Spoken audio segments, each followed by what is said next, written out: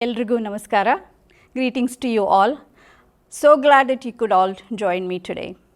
Thank you so much. This is a very special day for Dallas, I should say. Welcome to Kannada Kutumba, KADAK. The privilege that we have today to have an amazing musician with us who had given a mesmerizing evening yesterday that we witnessed her aura. Yesterday was one of the best evening to Dallas. She needs no introduction at all. This is Anu Benekatti from iAsianews. This is your host welcoming Smt.Sivasri, Skandaprasad, Tejasvi, Surya. Thank you so much for coming here to Dallas. You have given so many performances in India, and I'm sure that's everywhere else. So this is your first visit to Dallas. It's an honor to have you. How does it feel? Have you felt the cowboy presence yet? Well, I was going to this evening, but well, to be very honest, having given quite a few performances in India, I wouldn't say a lot, quite a few performances in India, I felt after giving quite a few performances in the US, I was back in India when I came to Dallas because, well, demographically, the population also is more here, the Indian population, and you know, the reception, the warmth, the hospitality, all of it together, and KADAK being you know, my second home now, Kannada community being my second home now, made me quite a little homesick, and also you know, felt like being back home and singing for my own folks. Absolutely, absolutely. Because, you know, your voice has the power to awaken the soul. I have to be honest with you, because we, like I said, we experienced that aura yesterday with the live concert organized by KADAK. So, your style was totally different. I was not expecting that. It was a fusion of a touch of modern music with a blend of tradition. So, was that probably the reason that it was so gaining the popularity and acceptance universally by both the generation? Well, I honestly do not know, you know, the reason for which people are able to connect with the music I do, because I, once I get on stage, I've told this many times, that I surrender to God and something else takes over. Of course, there's a lot of practice that is there beyond all of this. But you know, how much ever practice we do, how much ever control we have over our voice and over command over the craft, Right.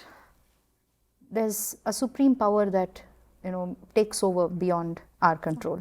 So I think once we evoke that supreme power inside ourselves, it transfers to the audience also, and everybody is able to feel the energy, feel the vibration of the divine.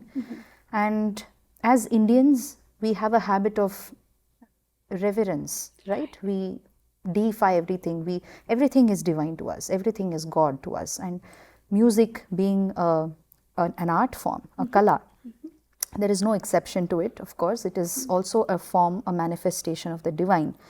And when an artist tries hard to not, you know, separate the divine from the art, Right. you know, it reaches the audience much better. Absolutely. I've heard you talk a lot about Shraddha and Bhakti, the connects. Being a biomedical engineer, where does the biomedical engineering soul sync with the devotional music?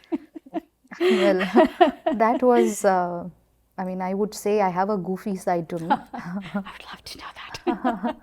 I really thought I was going to get into research and, you know, do a lot of scientific things in life, which I still do, but just not with respect to biomedical engineering. Music is again a science.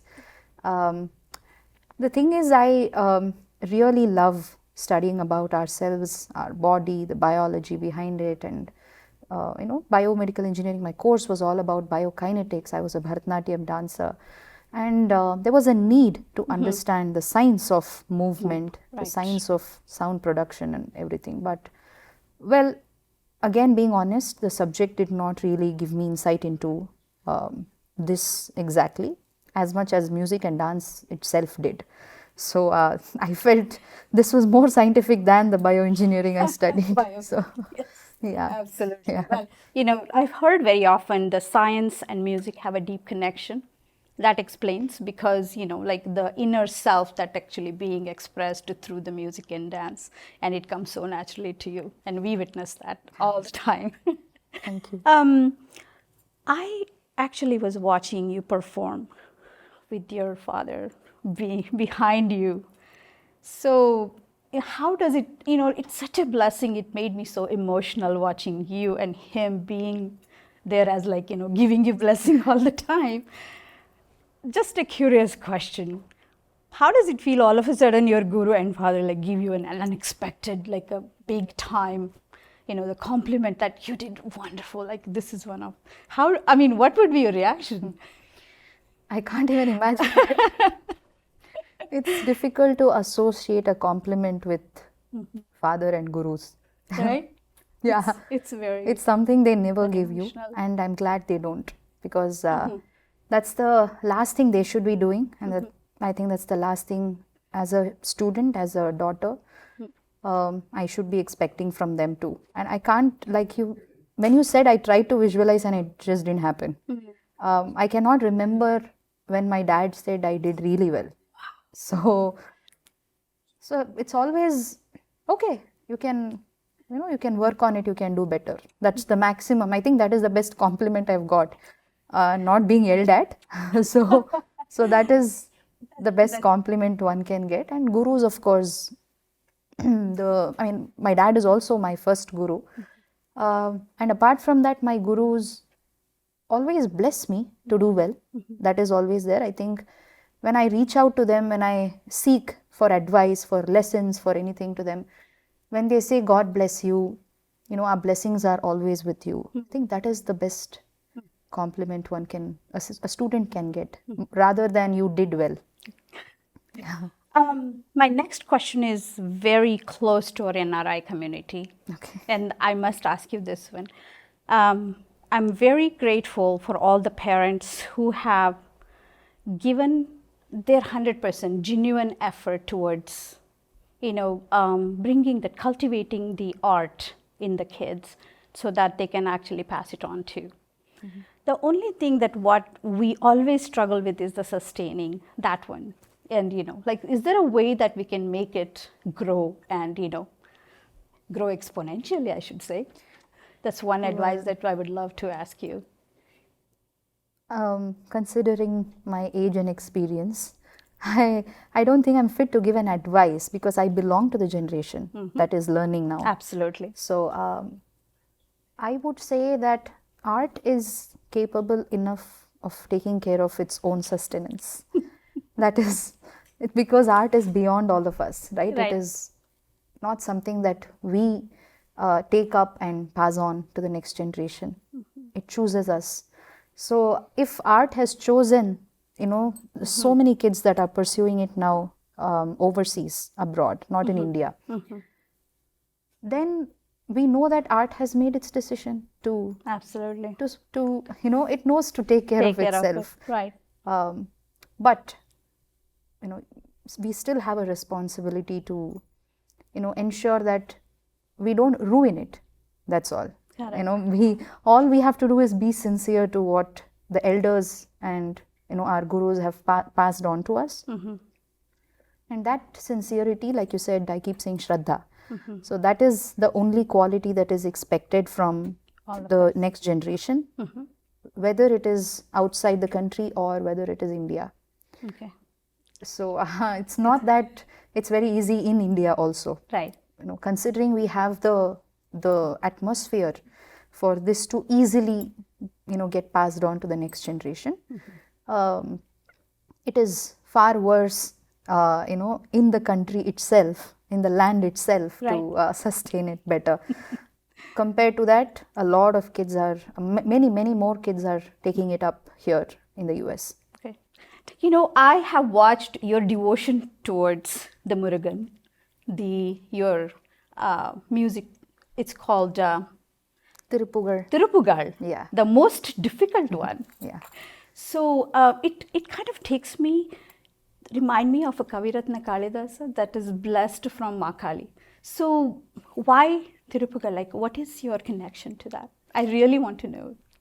Sure, I have a very long-standing connection with Tirupugar, with Muruga as a deity. Like you said, how Kali blessed, Kaviratna Kalidasa. We have, a legend that says Muruga Kartikeya blessed Arunagirinatha, the Kavi who wrote the Tirupugars, the highly complex rhythmic poems of, on Muruga, written in Tamil. So right from when I was 5 or 6, I've been fond of Muruga a lot, because he represented valor, he represented, the quality, one of the Navarasas called Veera, right? And I have always associated myself with that quality, in comparison with the others. I associate myself more with valor. War and wisdom king. Yes. So it just very symbolically, it is victory of good over evil. Yes. And somewhere subconsciously, I think because of our, brought up by our parents and gurus, always believed in the, in the theory of good wins over evil. And Muruga was a representation of it. He himself is a representation of it, and also associated with beauty. Right. And who doesn't like beauty? So, as humans, we seek truth and beauty and joy. Right. So, I think he's all three of it. Yes. He is the truth, he is beauty, and he is joy. Wow. So, considering Beautifully it's said. all the three that a human seeks, I've had a very close connection with Muruga, with his songs. Yes. And my family also has been very, has been a very ardent, devotees of Muruga. And my grandfather, my father, all of them have written their own original compositions on Muruga. Wow. So there has been a familial affinity towards Muruga, and also personally as a choice, I chose Muruga. Oh, that's right from when I was very young. And very funnily enough, there are so many people that call Tirupugar as the rap song of Tamil. Yes. Yeah, Totally because true. It's a set of tongue twisters. Very difficult too. And they're rhythmic, right? Right. So it makes it very groovy, and you'll want to, you have those EDM kind of music today that you do your head shake to. That's how Tirupugar gets you grooving. Yes. Yeah. Yes. Well, I can go on and on with you, but unfortunately, I think we have a very little time today before we conclude. I have one just question. Is the Ironman race on still? Oh yeah, always. Thanks to my husband. He inspires me a lot. So I was quite active in sports back in school and college, but after that there was a dip. Wow. And then yeah, he pushed me to do this, and I'm sure he's going to continue pushing me to do it. Well, those who do not know about what Ironman race is, this is one of the difficult one that's going to take place on November 1st in Goa. So she will be participating in that, and I think we all are going to watch that and get inspired. And maybe you might participate next time. Who Oh knows? God, now I have to do this time. So, yeah. well, we are also eagerly waiting for your Ponniyin Selvan, the original sound record track of A.R. Rahman also. We are really, really excitedly waiting for that. But before we go, just one message to all of our young audience as well as all the music lovers of here in America that you would like to pass on. Well, first advice I would give is please get associated with KADAK in Dallas. Yes.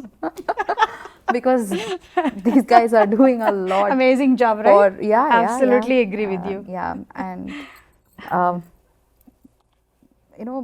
it's very important that one sticks to their core, to their roots in a land that doesn't offer it. And this as an organization has established that foundation for a lot of people. So I really would love if a lot of youngsters knew about this. Absolutely. And apart from that, as a musician, as an artist, as a singer, keep practicing. that's Absolutely. life is practice. So Well, Kadak Kutumba is really, really thankful on behalf of iAsianews and all the audience. thank you for so iAsianews much as for well. having me. I would love to say thank you. We are honored, and we are definitely waiting for your second visit. Thank you so much. That means a lot. And Thank you. if you want to be part of the KADAK, kadak.org, please do visit and just do share and give your feedback on us. And definitely we are wishing Sivasri all the best Thank you so and much. looking forward to see her again. Thank you so much. Namaskar.